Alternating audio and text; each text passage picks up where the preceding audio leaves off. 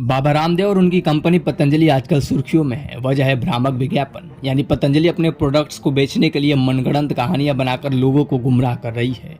हालांकि भ्रम में डालने वाले विज्ञापन को लेकर केवल पतंजलि पर ही नहीं बल्कि देश के सबसे बड़े डॉक्टरों का समूह इंडियन मेडिकल एसोसिएशन पर भी सवाल खड़े किए गए हैं। वजह है सुप्रीम कोर्ट की फटकार।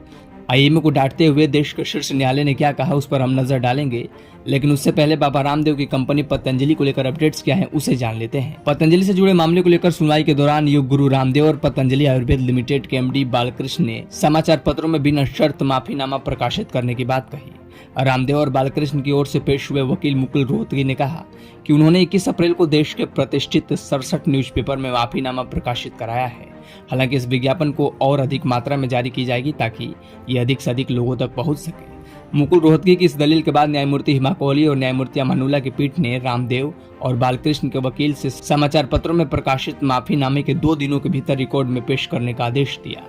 इस दौरान मामले की सुनवाई कर रहे जज यही नहीं रुके बल्कि उन्होंने आईएमए को भी सख्त हिदायत दी, जिसने पतंजलि के खिलाफ कोर्ट में याचिका दायर की है। दरअसल सुप्रीम कोर्ट ने कहा कि एफएमसीजी भी जनता को गुमराह करने वाले भ्रामक विज्ञापन प्रकाशित कर रहे हैं, जिससे विशेष रूप से स्कूल जाने वाले बच्चों और उनके उत्पादकों का उपभोग करने वाले सीनियर सिटीजन के स्वास्थ्य पर असर पड़ रहा है।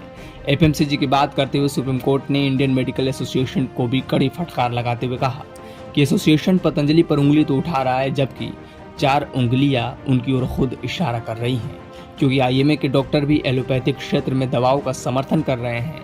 अगर ऐसा हो रहा है तो हमें आपसे सवाल क्यों नहीं पूछना चाहिए। आईएमए को कड़ी फटकार के बाद महामहिम कोर्ट के आदेश यही नहीं रुके बल्कि न्यायमूर्ति हिमा कोहली की पीठ ने केंद्र सरकार को भी हिदायत देते हुए अपनी जिम्मेदारियों का आभास कराया।